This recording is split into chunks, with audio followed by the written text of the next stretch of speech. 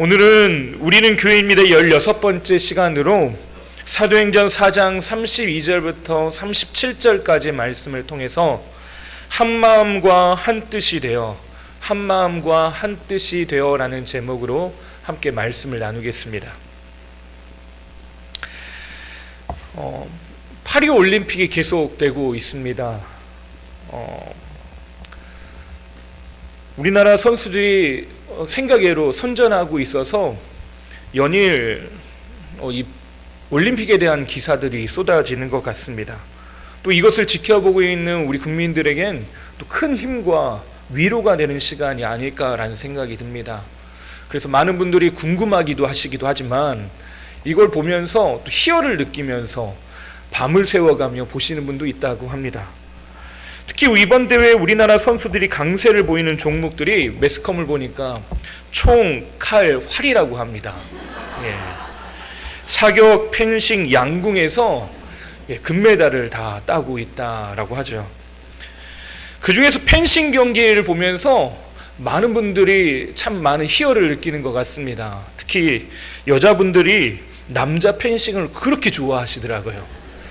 왜 펜싱을 하는데 얼굴에 투구를 쓰고 나오냐, 얼굴을 내놓고 싸워도 모자랄 판인데 훈남들이 나와서 그러는 것 같습니다. 게다가 동작들도 얼마나 멋진지 모릅니다. 여러분 잘 아시고 있는 것처럼 펜싱 경기는 서양의 칼싸움에서 유래가 됐는데 프랑스가 종주국으로 알려져 있습니다. 그래서 대부분의 용어가 프랑스어죠. 제가 프랑스어는 잘 모르지만 어느 강연에서 이 펜싱 용어에 대한 이야기를 들은 적이 있습니다. 그 펜싱 용어 중에 점수를 획득할 때 그걸 투쉐라고 한답니다. 이것도 스포츠이기 때문에 점수를 얻어야 끝납니다. 예전에는 칼싸움하면 누군가 한 사람은 죽어야 끝났겠죠. 근데 이제는 점수를 얻어야지만 경기가 끝납니다. 칼로 상대방을 찌르거나 베어서 점수를 얻게 되는데 이걸 터치했다라는 뜻에서 투쉐라고 부른답니다. 근데 이 말에는 특별한 의미가 있대요. 이 강연을 보니까 펜싱에서 누가 칼에 맞았는지 아는 사람, 가장 잘 아는 사람이 누군가 했더니 찔린 사람이 잘 안답니다. 칼에 맞은 사람이 누가 맞았는지 잘 안대요. 찌른 사람이 아니라 칼에 맞은 사람. 그래서 투쉐라고 하는 것이 가지고 있는 본래 의미는 내가 찔렀다가 아니라 내가 찔렸다라고 하는 찔린 사람이 말하는 거랍니다. 결국 펜싱의 고수는 나의 패배를 가장 잘 인정할 줄 아는 사람이 고수가 되는 거래요. 펜싱이 가지고 있는 본래 의미는 그래서 멋있게 지는 법을 아는 것이 펜싱이 가지고 있는 의미라고 하는 것이 이 강연의 내용이었습니다. 오늘 설교를 시작하면서 이 말씀을 드리는 이유도 마찬가지입니다. 하나님 앞에서 자신을 낮추고 하나님께서 우리 가운데 말씀하시는 바를 우리의 마음 가운데 받아들였을 때 내 마음이 찔렸습니다. 주님의 말씀이 내 삶을 터치했습니다라고 하는 걸 인정할 줄 아는 것이 신앙이라는 거죠. 이 문제 앞에서 나는 아니야 라고 버티고 나는 안 찔렸는데 나는 괜찮아, 나에게는 아무런 문제가 없어 라고 말하는 것, 그것을 내려놓고 그것을 하나님 앞에 인정할 줄 아는 것이 신앙이라는 거죠. 특히 오늘은 우리가 4장의 마지막 부분을 읽었지만 오늘 여러분과 함께 나눌 말씀은 5장의 앞부분도 해당되어 있습니다. 그 부분, 거기에는 누가 나오냐? 아나니아와 삽비라라고 하는 사람들이 이야기가 나옵니다. 이 이야기는요, 전통적으로 설교자들에게는 매우 난감한 이야기입니다. 왜냐하면 나쁜 이야기도 아니면서도 난감한 이유는 누군가가 죽었는데 그것이 헌금을 제대로 안 드렸다, 그 말이기 때문에 그렇습니다. 일단 결론부터 말씀드리자면 오늘 말씀의 핵심은 내 안에 어떤 마음을 품고 있느냐라고 하는 것입니다. 한 마음 한 뜻을 품어야 되는데 그 마음이 무엇이냐는 거죠. 내가 무언가로부터 이탈되었는데 그것이 아나니와 삽비라에게는 하나님 앞에 자기의 것을 속여서 드린 것으로 드러났다라고 하는 겁니다. 이걸 앞서 말씀드렸던 펜싱과 연결을 지으면 내가 투세, 하나님 앞에서 우리의 연약함을 인정하는 태도가 필요하더라는 것이죠. 오늘 우리가 읽은 4장의 마지막 부분을 보면 아무도 자기의 것을 주장하지 않고 자기가 가진 것을 사도의 발 앞에 두어 각 사람의 필요에 따라 나눴다라고 말합니다. 32절에 믿는 무리가 한 마음과 한 뜻이 되어 모든 물건을 서로 통용하고 자기 재물을 조금이라도 자기 것이라는 이가 하나도 없더라. 이건 1차적으로 우리가 이해해야 되는 건 구제에 관한 이야기이기도 합니다. 하지만 더불어 헌금에 대한 이야기이기도 해요. 왜냐? 이때 당시의 구제는요, 그냥 내가 개인에게 돕는 것, 그 정도 수준이 아니라 내가 가지고 있는 것을 교회에 나누고 교회를 통해서 이것들이 제공되어지고 나눠졌기 때문에 그렇습니다. 또 우리가 여기에서 또 이해해야 될 건요, 극단적으로 제가 오늘 말씀을 나누는 것은 극단적으로 우리가 가지고 있는 사유재산을 우리는 갖지 말고 그걸 교회에다 다 갖다 바쳐라, 땅 문서, 집 문서, 통장 할 것 없이 다 가지고 와라, 이런 설교가 아니라는 걸 여러분들 이해하고 들으셔야 합니다. 제가 오늘 말씀드리는 건 그걸 이야기하는 것이 아니라 우리 안에 무엇이 담겨 있느냐라고 하는 걸 하나님께서 우리에게 확인하시고 우리가 한 마음을 품어야 되는데 우리 안에 무엇을 가지고 있느냐가 하나로 통일되어야 된다는 거죠. 각자 자기 필요에 따라 나눴다. 한 마음 한 뜻, 그것에 서로 연약함을 서로가 돌보고 그것을 서로 섬기는 일들이 있었다라는 거죠. 근데 2장에서 우리가 살펴봤던 2장에서도요, 이와 똑같은 일이 등장했었습니다. 2장 44절과 45절 말씀을 보면 믿는 사람이 다 함께 있어 모든 물건을 서로 통용하고 또 재산과 소유를 팔아 각 사람의 필요를 따라 나눠주며. 다시 말해 이것이 2장과 4장에 나와 있다면 그냥 일회성 행사가 아니라 이것이 늘 있어와는 이야기다라고 하는 거죠. 초대교회라고 하는 교회의 이름은 상승되지 않았지만 그들이 예수 믿고 교회라고 하는 것이 조직되어지기 시작하면서 어떤 모습이 등장하냐?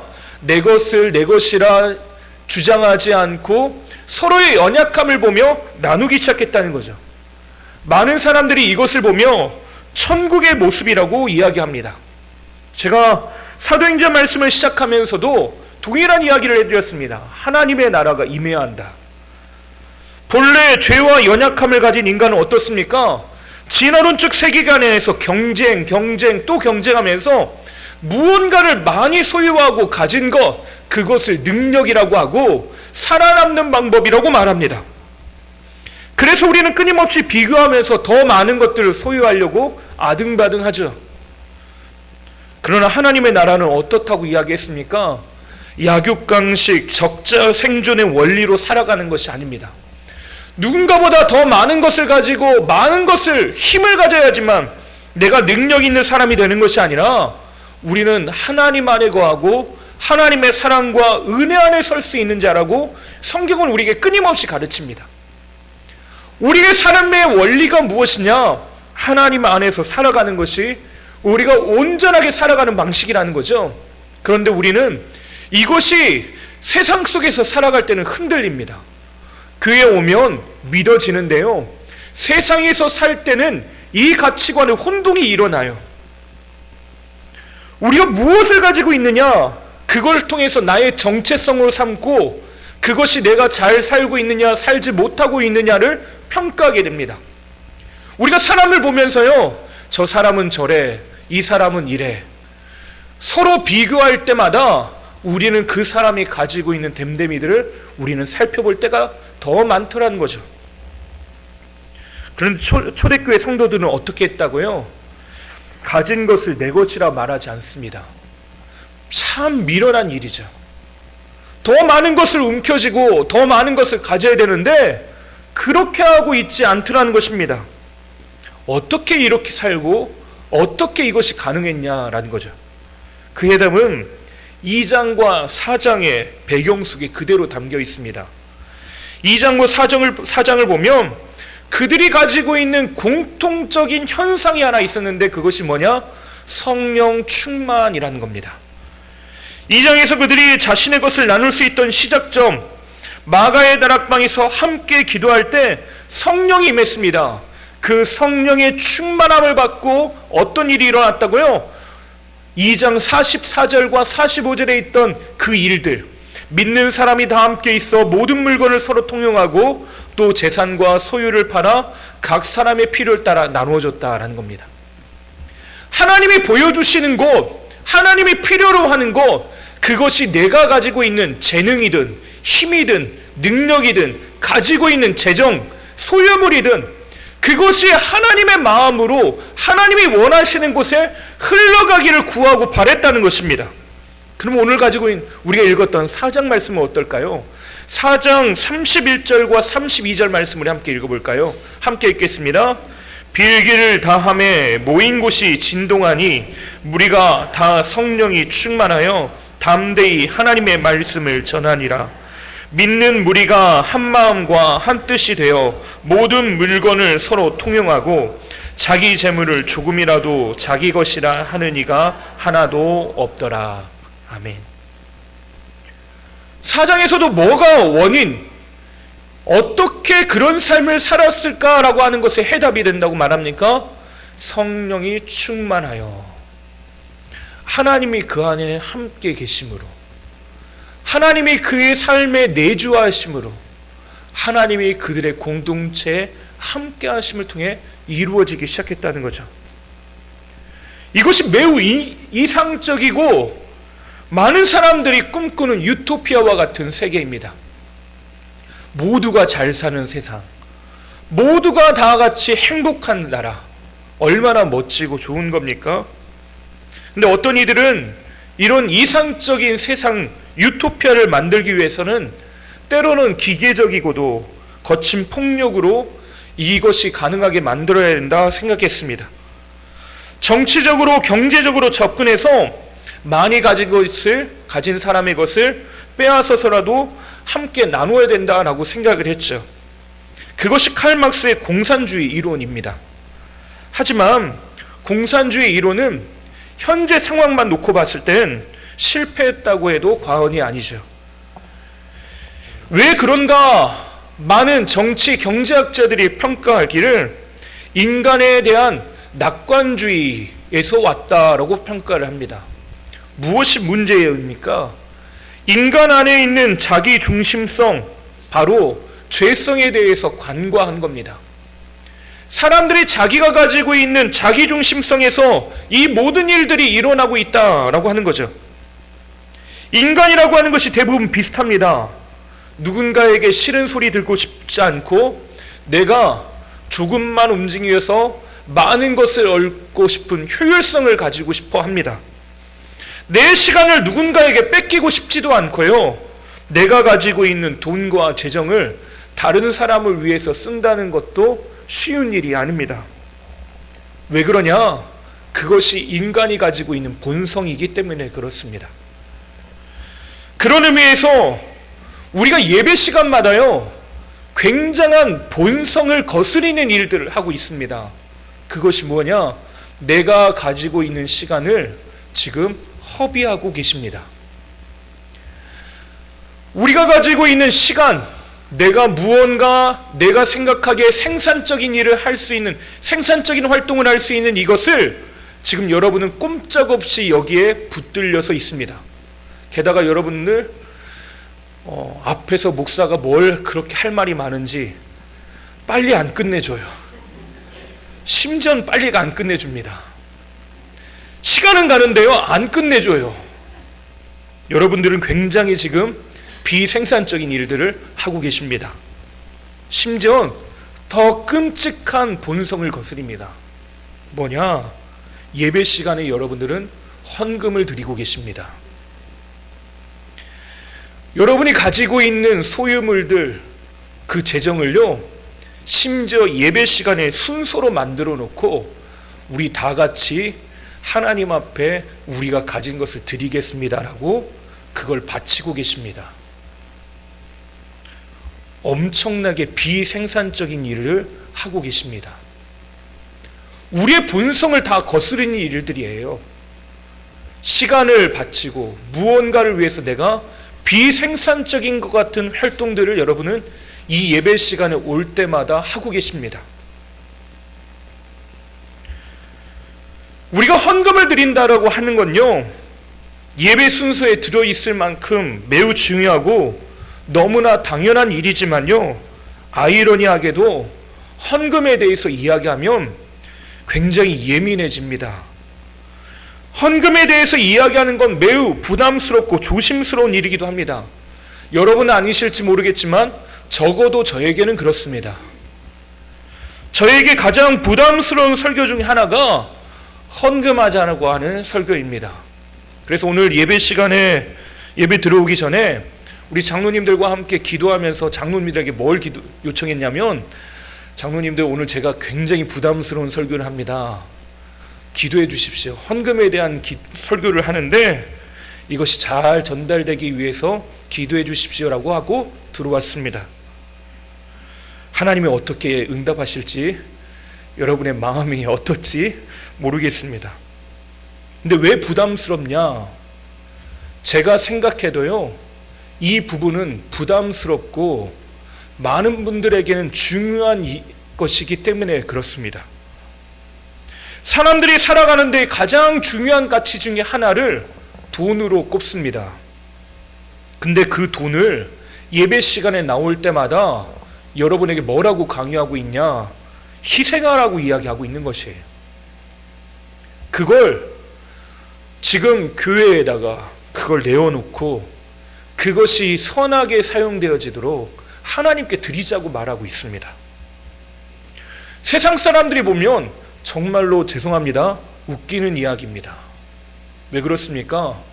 보이지도 않는 신, 우리를 어떻게 이끌고 있는지도 모르는 신에게 우리가 가지고 있는 걸 내어놓자고 이야기하는 겁니다.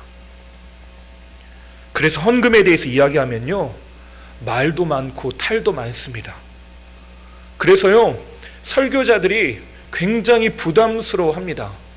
웬만하면 피해가고 싶어해요. 이렇게 민감할 수밖에 없는 이유가 우리의 존재의 근거를 여기서 찾습니다. 돈만 있으면 뭐든 다 할 수 있어. 그래서 요즘 청소년들이 가지고 있는 꿈 중에 하나, 워너비 1순위가 뭔지 아십니까?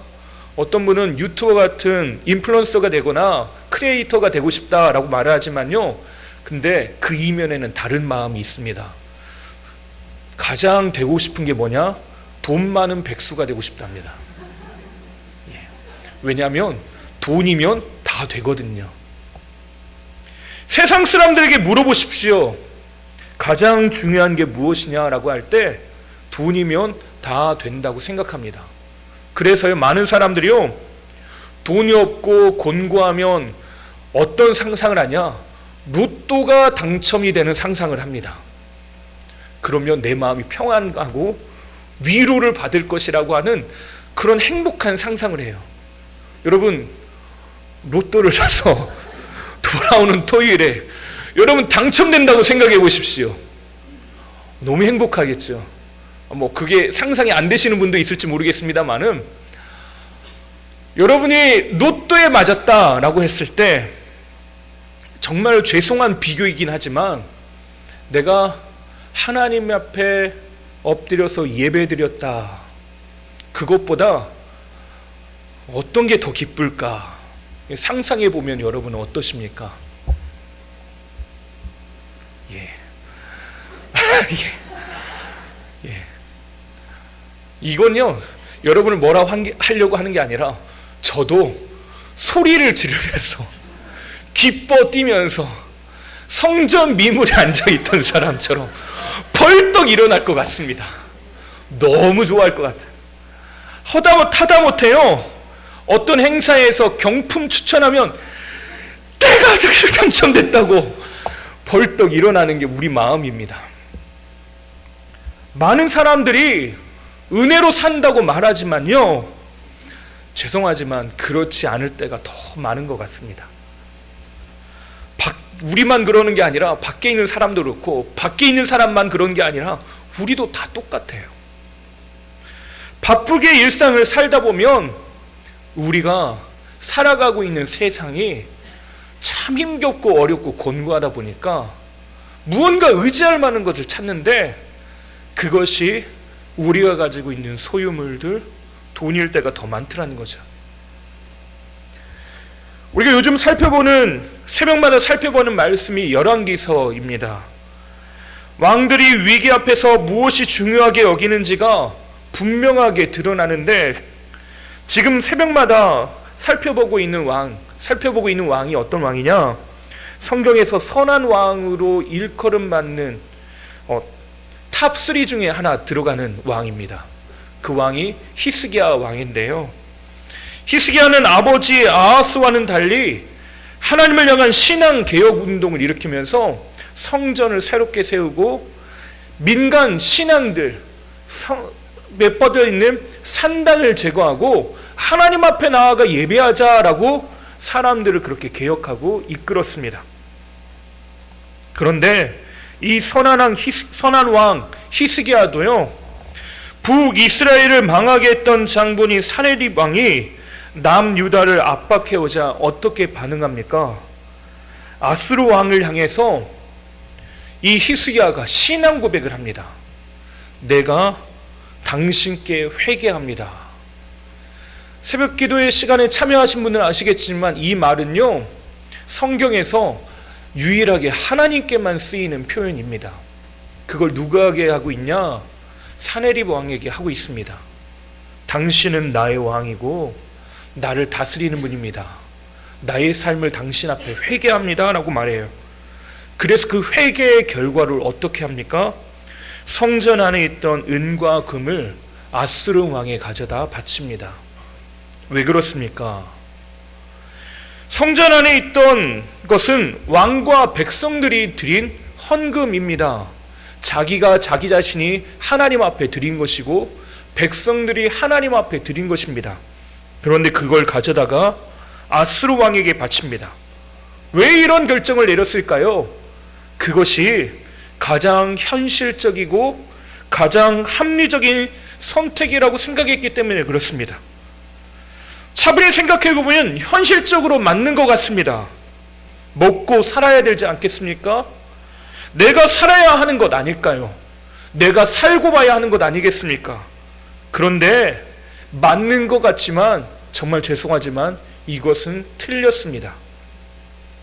성경에서 말하는 헌금은 뭐냐? 앞서 말씀드린 것처럼 우리의 본성을 거스르는 행위입니다. 어떤 본성입니까? 나의 존재, 나의 생존 키트를 던져버리고 무엇을 의지하겠다고 하는 것입니까? 하나님만 의지하겠다고 하는 행동입니다. 내가 다른 것으로 사는 것이 아니라 하나님의 은혜와 사랑으로 살겠다라고 하는 신앙 고백이 바로 헌금이라는 거예요. 우리가 이 주일마다 시간을 정해놓고 하나님 앞에 이 시간을 거룩하게 구별하여 드리겠다라고 하는 건 무엇입니까? 내가 가지고 있는 본성을 거스르겠다는 겁니다. 내가 살아가고 있는 시간들, 하루 24시간, 일주일이라고 하는 이 시간, 내가 주신 365일이라고 하는 1년의 시간이 하나님의 것이라고 하는 것을 인정하는 것이 바로 이 예배 시간을 하나님 앞에 드리는 겁니다. 내가 살게 하는 내 생존 키트를 세상에 의해서 그게 가장 소중해, 그것이 있어야만 살 수 있어, 그것이 너의 능력이라고 하는데 우리는 본성을 거스려서 그걸 가져다 버리는 거예요. 사람들이 말하는 무의미한 행동으로 그걸 가져다 버리는 겁니다. 내가 그것을 사람 생존의 방식들을 거스르는 것이 바로 헌금을 드리고 예배를 드리는 것입니다. 나를 가져다가 집어 던져버리는 겁니다. 가장 비합리적이고 비생산적인 활동이라고 하는 이것을요, 하나님 앞에 드리기로 결단하는 행동이 이것입니다. 그래서 우리는 이걸 뭐라고 합니까? 믿음의 고백, 헌신이라고 합니다. 나를 하나님 앞에 드림.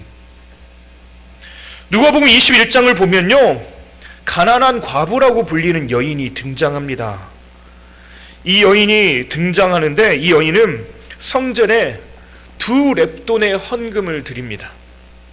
다른 이들은 많은 헌금을 드렸지만 이 여인은 적은 것을 드릴 수밖에 없는 형편인데, 그런데 이 여인을 보면서 예수님 뭐라고 하냐면 다른 어떤 사람보다 많은 것을 하나님께 드렸다. 왜냐하면 이 여인은 자신의 전부를 드렸다.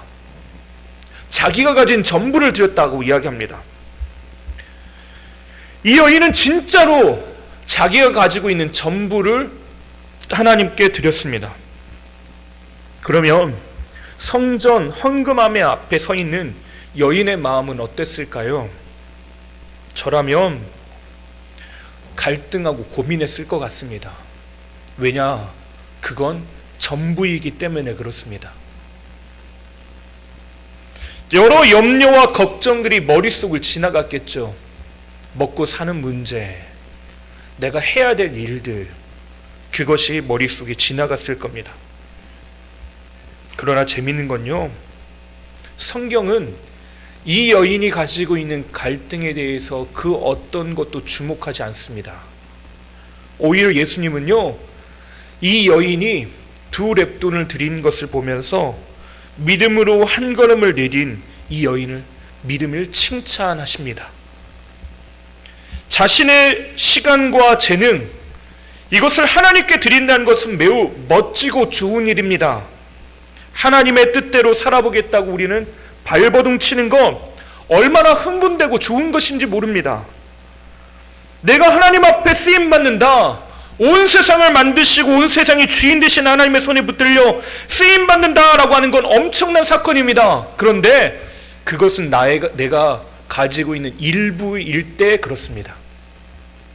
내가 가지고 있는 전부, 내 삶을 전부를 하나님 앞에 드린다는 것, 그렇게 내 마음을 드린다는 건 또 다른 문제예요.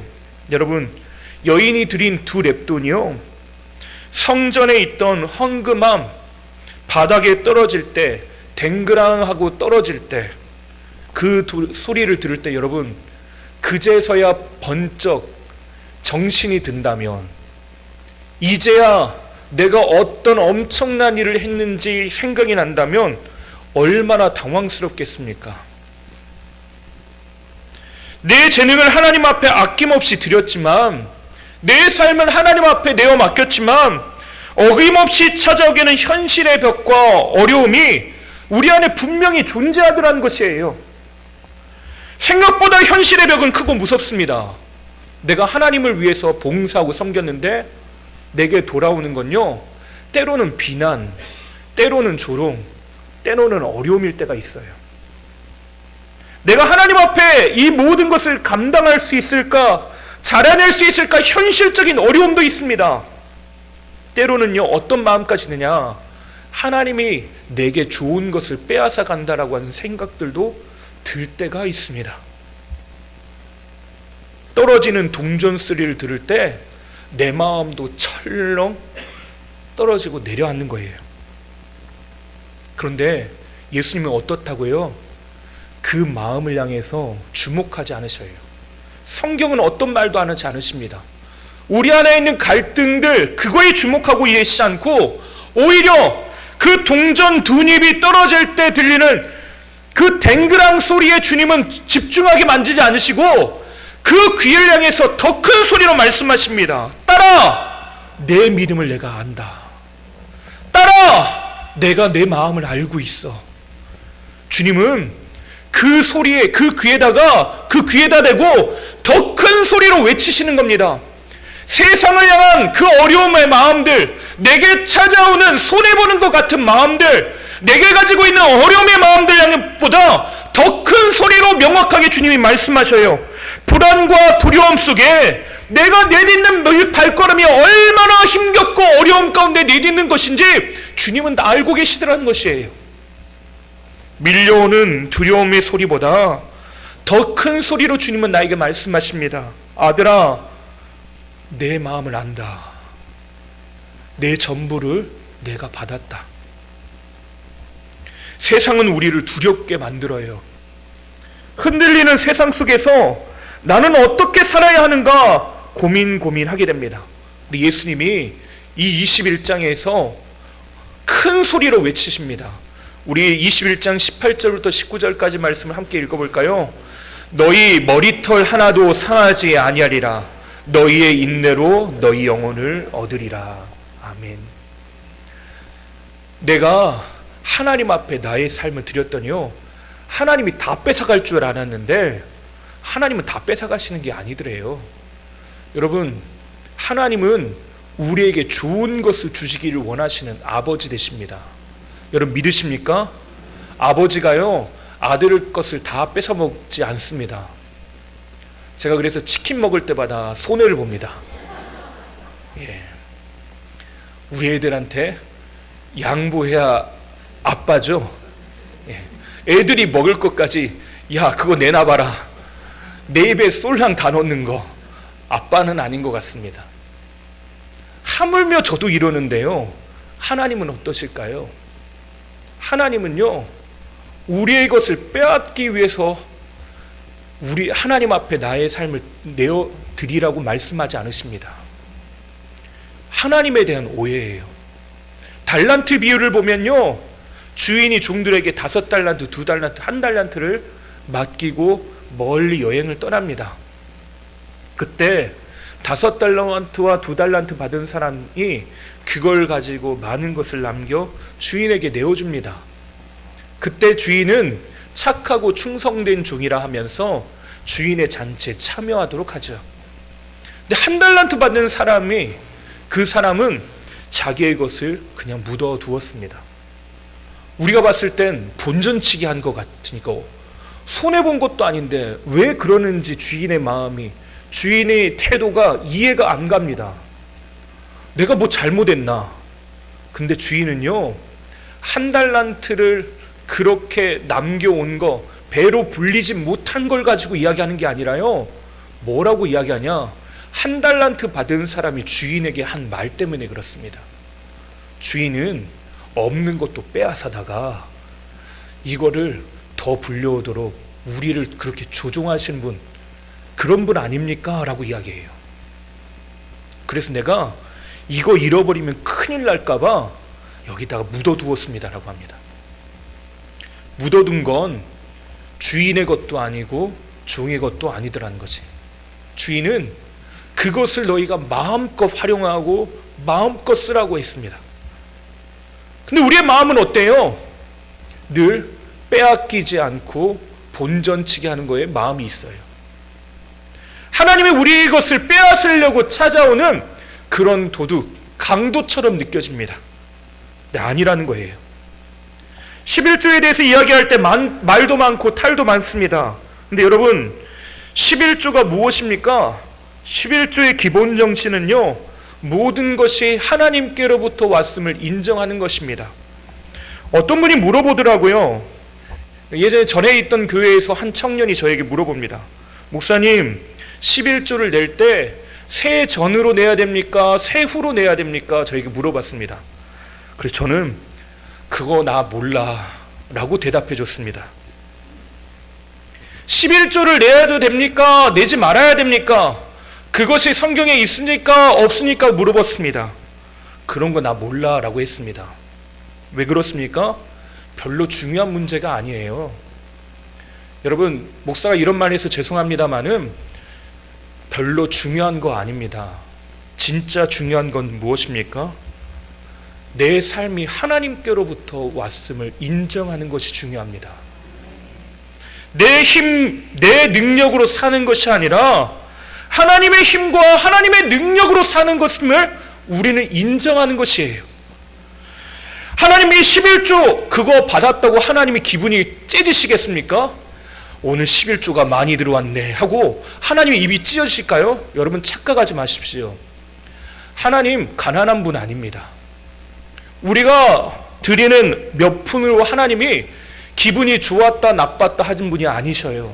하나님은요, 온 우주를 가지신 분입니다. 여러분이 생각보다 하나님은 부자십니다. 하나님은 현찰, 캐시도 가지고 계십니다.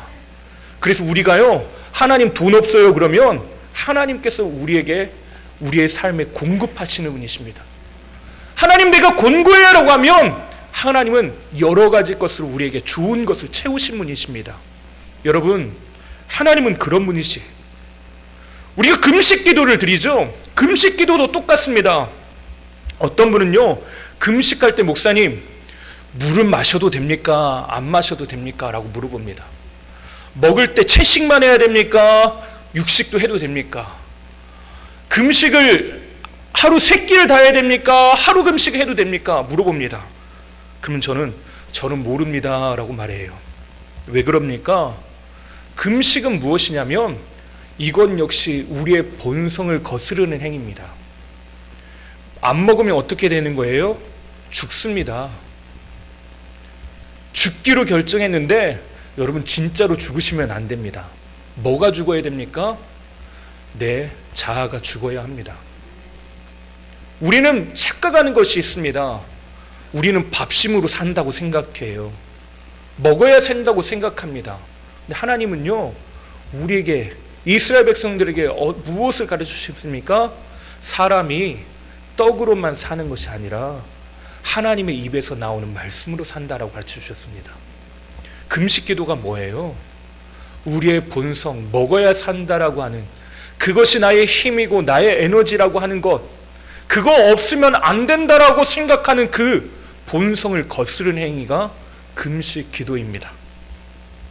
내가 단식 투쟁하면서 투정 부리면 하나님이 벌벌벌 떨면서 못 이긴 척하면서 들어주시는 그런 기도입니까? 아니요.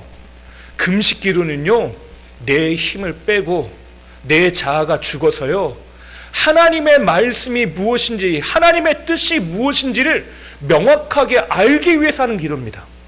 금식, 나는 오늘부터 단식 투쟁할 거야 하나님 앞에. 여러분, 그렇게 금식 기도하는 거 아니에요.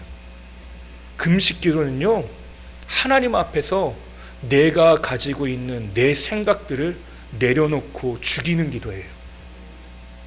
그래서 엄청난 결단이 필요한 겁니다.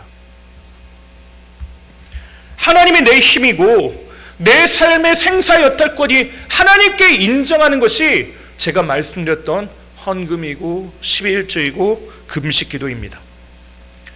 하나님이 우리에게 원하시는 건 여러분, 많은 게 아닙니다. 많은 것을 원하시는 것이 아니라 전부를 원하십니다.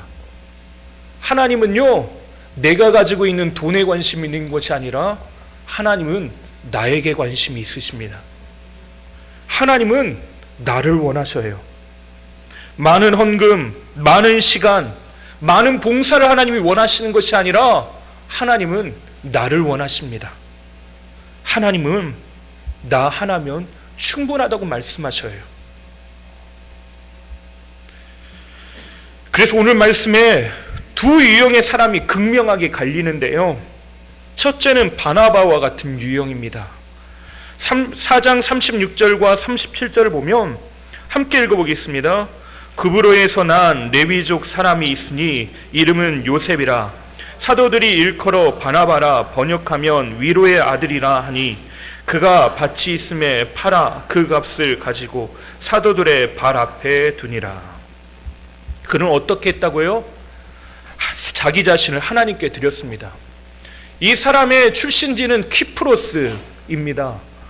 거기에서 엄청난 부자였고요, 우리가 잘 알고 있는 마가의 다락방에 나오는 그 마가의 삼촌이기도 합니다.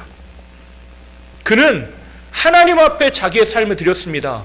결국 이 사람을 통해 무엇이 이루어집니까? 안디옥 교회가 세워지고요, 바울이 회심하는 중요한 역할을 합니다. 그리고 선교의 문을 여는 사람이 돼요. 그러나 반대 유형의 사람도 있습니다. 5장 1절과 2절 말씀을 함께 읽어보겠습니다. 아나니아라는 사람이 그의 아내 삽비라와 더불어 소유를 팔아 그 값에서 얼마를 감춤해 그 아내도 알더라. 얼마만 가져다가 사도들의 발 앞에 두니. 똑같이 재산을 팔았습니다. 나의 것을 하나님 앞에 드린다고 결단했나 봅니다. 그런데 어떻게 했다고 합니까? 얼마를 감추었다. 여러분, 왜 이게 문제가 될까요? 하나님은 나의 일부를 원하시는 것이 아니라 전부를 원하신다고 말씀드렸습니다. 다시 한번 오해가 없으시길 바랍니다. 여러분에게 하나님이 집 문서, 땅 문서, 교회 가지고 나서 헌금해라 그 말이 아니에요. 여러분 절대 오해하시면 안 됩니다. 내일 다음 주에 집문서 가져오시면 제가 여러분에게 돌려드리겠습니다. 절대 가지고 오시면 안 됩니다. 하나님 그걸 원하시는 게 아니에요. 얼마를 감추었다라고 하는 말에는 무엇이 많냐? 내 삶의 전부를 드리지 않았다. 그러면 그 공간만큼의 빈자리가 생기겠죠. 그것에 무엇을 채우느냐가 문제예요. 그걸 3절과 4절 말씀에 이렇게 이야기합니다. 3절과 4절 말씀을 함께 읽어보겠습니다. 베드로가 이르되 아나니아야 어찌하여 사탄이 내 마음에 가득하여 내가 성령을 속이고 땅값 얼마를 감추었느냐. 땅이 그대로 있을 때는 내 땅이 아니며 판 후에도 내 마음대로 할 수가 없더냐. 어찌하여 이 일을 내 마음에 두었느냐. 사람에게 거짓말한 것이 아니요 하나님께로다. 지금 굉장히 충격적인 이야기를 하고 있습니다. 그 마음에 담겨있는 본심에 대해서 이야기하고 있어요. 그 마음의 본심이 뭐냐? 사탄이 내 마음에 가득하다. 충격적이죠. 이 말을 원어로 살려 직역하자면 이렇습니다. 너는 어찌하여 사탄이 내 마음을 장악하도록 내버려 두었느냐라는 겁니다. 일부를 감추었다라고 하는 그 빈 공간, 거기에 뭐라고 했냐고요? 어둠이 내 삶을 채워놓도록 그냥 그걸 내버려 뒀다는 겁니다. 내 마음을 세상이 빼앗도록 그냥 내버려 둔 상태가 사탄이 내 마음에 가득하더라라는 말이에요. 그래서 어떻게 합니까? 본인이 가지고 있던 땅이 있었습니다. 근데 그 땅이 내 마음대로 할 수 없는 땅이었대요. 근데 판 후에도 어떻답니까? 내 마음대로 할 수 없는 거랍니다. 아니 내 마음대로 한 거 다 한 거 같은데 하나님께서 원하시는 대로 하나님께 드리겠다고 마음먹은 그거를 내가 나를 위해서 감추었다. 처음 마음 품었던 것들을 잃어버리게 했다는 겁니다. 그것을 무엇이 틈탔다고요? 사탄이 틈탔다라고 말하는 겁니다. 그러나 여러분, 하나님과 사람들에게 자신의 것을 내어준 사람들의 특징이 무엇이라고 아까 말씀드렸습니까? 성령 충만이라고 했습니다. 그 마음 가운데 무엇이 충만했다고요? 성령님이 충만했대요. 근데 아나니와 삽비라는 어떻다고요? 그 마음 가운데 사탄이 원하는 대로 내어주었다라고 하는 것이에요. 하나님께서 자신의 인생과 삶을 온전히 내어드리는 그 한 마음, 성령 충만한 그 마음, 그것이 오늘 우리가 품어야 될 본질이라는 겁니다. 헌금을 많이 드렸냐, 많이 드리지 않았냐, 이건요 표면적으로 드러난 현상인과 결과일 뿐입니다. 하나님이 원하시는 건 무엇이에요? 내 마음, 내 생각들, 그것을 하나님 앞에 온전히 내어드리는 자리 가운데 나아가는 것을 하나님이 원하시더라는 것입니다. 다시 성경이 주목하고 있는 건요, 많고 적음의 문제가 아니라 내 마음, 내 생각이 누구를 향하고 있느냐라고 하는 것이에요. 성경에서 우리에게 그래서 뭐라고 합니까? 먼저 그의 나라와 의를 구하라고 요청하십니다. 그런데 여기서 주님은 우리의 마음이 재물과 하나님 사이에서 나눠지는 것을 주의하라고 예수님 가르쳐 주셨습니다.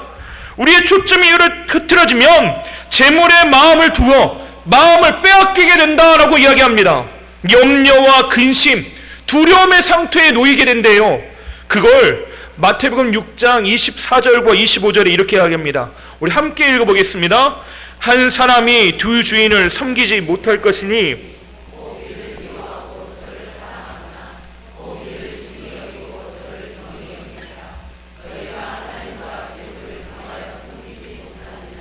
그러므로 내가 너희에게 이르노니 목숨을 위하여 무엇을 먹을까 무엇을 마실까 몸을 위하여 무엇을 입을까 염려하지 말라.